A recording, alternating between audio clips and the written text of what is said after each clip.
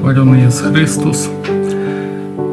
Хочу поделиться с вами урывком Евангелия от Яна. Это будет одно з нядзельных чытанняў, але як Ян, там не ведаю, наколькі вы маеце вопыт чытання Евангелия от Яна. Оно асаблівае, оно вельмі глыбокае.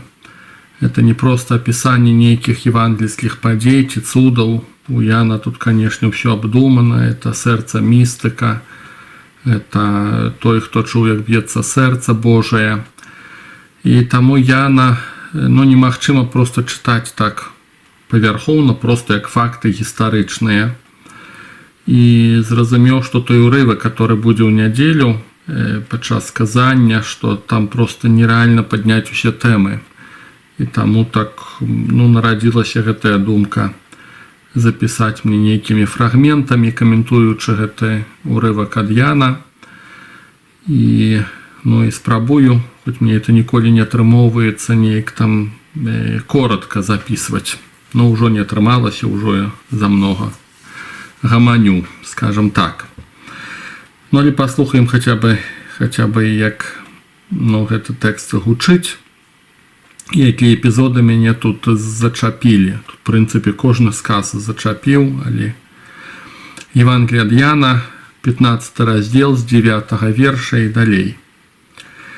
«Як мяне полюбіў Айцец, так і я полюбіў вас. Заставайцеся ў маёй любові. Калі будзеце захоўваць мае запаведзі, застанецеся ў любові маёй, як і я захаваў запаведзі Айца майго і застаюся ў ягонай любові. Гэта я сказаў вам, каб моя радасць была ў вас і каб радасць вашая была поўнай». Пакуль што досыць. Над першым сказам пакуль што найбольш хачу засяродзіцца. 9 верш. «Як мяне полюбіў Айцец, так і я полюбіў вас». Вот что любовь, которую дорыць нам Христос, и она напрямую связанная с той любовью, которую Он познае ад Отца Небесного. И нібыта банальная тема, просто спрабую, як магу разжываць на глыбіню гэтай увогуле фразы і гэтага паняцця. Нельга даць іншым таго, чаго ты сам не маеш. Не досведчваючы любви Божией, не познаючы любви Божией, ты не можешь ее передать далей. Мы, коли можно сказать, транслируем, не ведаеце доброе слово, транслируем тое, что сами познали, что сами приняли. У нейкім сэнсе мы як нейкія праваднікі. То есть у нас нешта ўваходзіць, нешта мы атрымоўваем ад некага ці ад іншых, у нас нешта ўваходзіць, і мы пасля транслируем далей. Вот такая вот схема, так яна працуе. І філосафы старажытныя, то ёсць такое, як правіла старажытных філосафаў: не можаш даць таго, чаго сам не маеш. І вот Христос, пазнаючы любоў Отца, знаючы, як любіць яго Отец, сам перажываючы гэтую любоў, ён можа яе пусціць далей у абарот. Вот, і думаю, Боже мой, наколькі гэта тэма рэальна працуе, наколькі гэта тэма праўдзівая. Калі мы пазнаём любоў Божую, мы яе можам перадаць. Калі мы пазнаём любоў чалавечую, мы яе можам перадаць далей.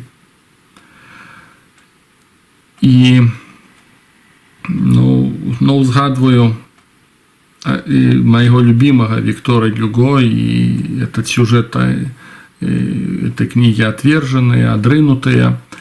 Узгадваю, это вельмі класны вобраз, калі катаржнік Жан Вальжан, і гэты вобраз будзе ісці на працягу ўсёй кнігі, ўсяго твора. Калі катаржнік Жан Вальжан прыходзіць, уцякаючы з катаргі, прыходзіць просячы апякунства біскупа мясцовага, той прымае яго як такога брадзягу ў дом і ён ноччу прачынаецца, у ім як бы ўсплываюць, прачынаюцца ўсе тыя бандыцкія схемы ягоныя, да якіх ён ужо прывык, і ён крадзе там срэбра са сталовай і крадзе, між іншым, падсвечнікі. І яго ловіць паліцыя, прыводзіць назад, значыцца, да біскупа, і біскуп не прызнаецца, што ў яго гэты катаржнік Жан Вальжан скраў. Ён робіць выгляд, як бы ён сам падараваў гэтаму катаржніку. Ну, там разыгрываецца такая сцэна, усе здзіўленыя, паліцэйскія здзіўленыя, здзіўлены сам катаржнік. А біскуп спакойна кажа: я ж табе падарыў та срэбра, ты што забыў? То есть праблемы ніякай няма. І, ну, Гюго мастер слова, канешне, ён паказвае, што пасля гэты катаржнік будзе насіць гэтыя падсвечнікі ўсё сваё жыццё. Гэта вобраз таго, як ты быў памілаваны, і ты гэта памятаеш. Як Бог змілаваўся над табой вось праз гэтага епіскапа, і ты гэта памятаеш, і гэты момант, ён, па-першае, мяняе цябе, па-другое, ты можаш таксама, як цябе памілавалі, ты падобным чынам можаш памілаваць іншых. І сюжэт паказвае, што это катаржнік Жан Вальжан, і там розныя гісторыі ў яго, ён там і мэрам будзе, і скрываецца, і уцякае, і дзе б ён не быў бы, ці ён будзе багатым чалавекам, ці бедным, ці зноў там на мяжы выжывання. Ён гэтыя падсвечнікі носіць увесь час з сабой. Ну, гэты вобраз, канешне, ён такі вельмі вымоўны. Другі вобраз на гэтую тэму, зноў жа, там, з другога майго любімца, ну, который раскрывае, вот, ну, пра што насамрэч ідзе размова, глыбіня вось гэтай логікі евангельскай. Другі вобраз для мяне гэта Толкін і «Властелін калец». Я цяпер маю магчымасць, слава Богу, перачытваць яго. Это агромны твор, там, чарговы раз. І ёсць вельмі класны, шыкоўны эпізод, калі, ну, тут уже цяжэй будзе мне ўсё расказваць па сюжэту, але хто з вас хоць трошку там чытаў ці глядзеў фільм, гэты адмоўны персанаж Голум, такі подлы, мерзотнік такі, і там была магчымасць яго забіць, і Більба, даруйце, уже не тлумачыў, чым справа, да, Більба яго не забівае.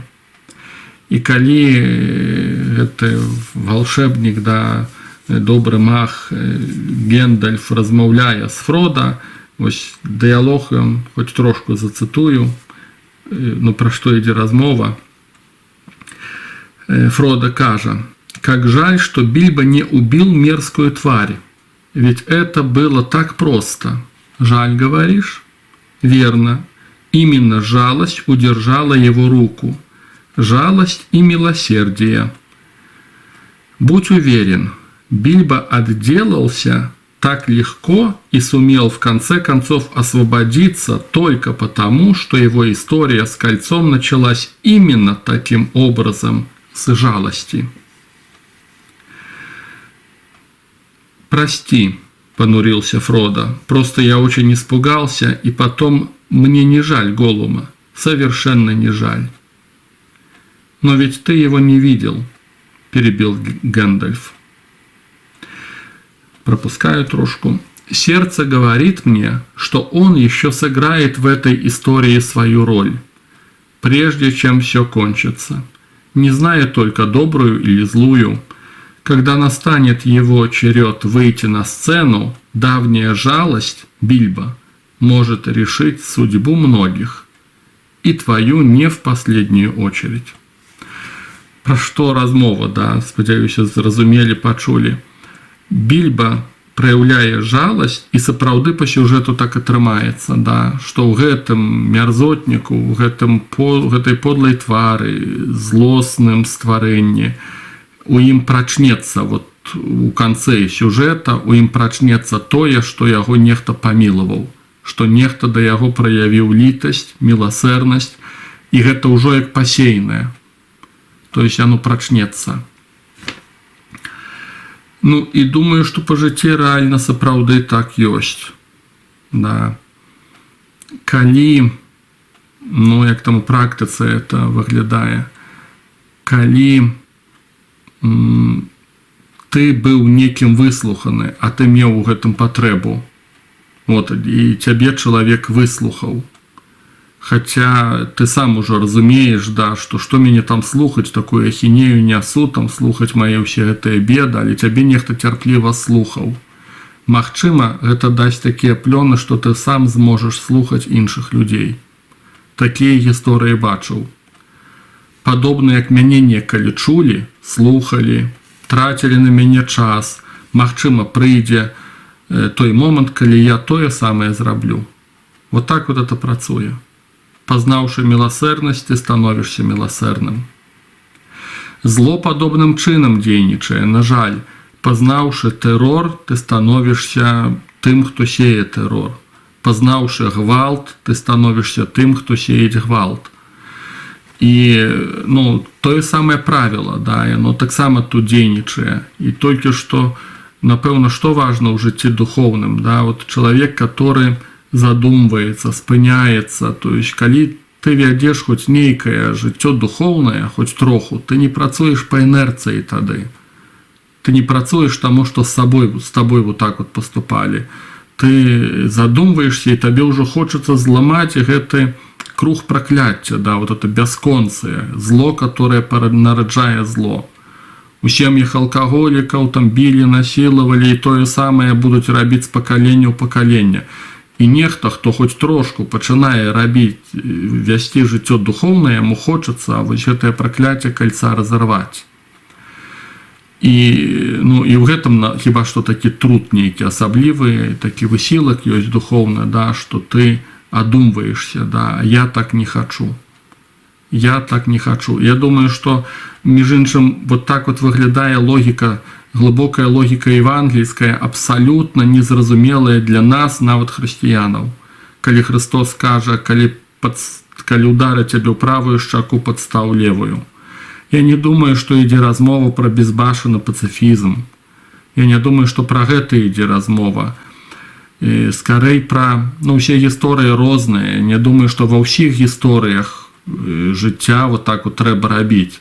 Але сапраўды ёсць такія рэчы, калі ты разумееш, што калі ты бачыш праяўленне зла і ты будзеш адказваць злом на зло, это будзе без конца.